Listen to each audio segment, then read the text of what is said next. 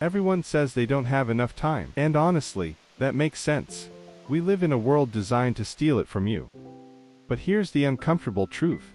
Time management isn't about having more time. It's about deciding what matters and cutting the rest without mercy. And I'm sure you can relate to this. You sit down to work for just a minute. You check one notification, and suddenly an hour is gone. It's not because you're lazy.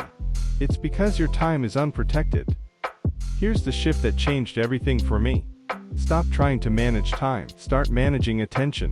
Your day already has enough hours. The problem is your focus is getting auctioned off to the highest bidder. So here's a simple system that actually works.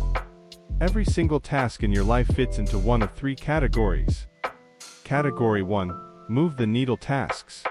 These are the things that actually change your life. Training, learning, building something meaningful. If you don't do these, nothing improves. Category 2. Maintenance tasks. Things you have to do to survive. Emails, chores, admin, necessary, but they don't move you forward. Category 3.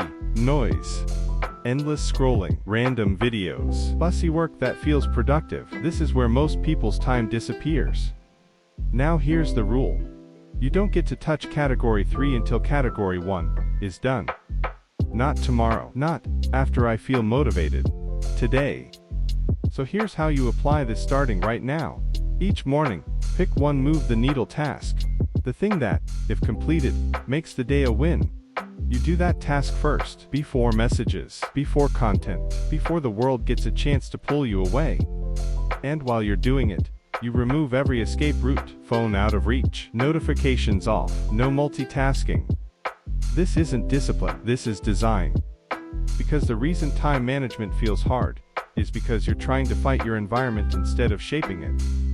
And once that one task is done, everything else feels lighter. Now let's talk about the excuse I hear all the time. I'll start managing my time next week.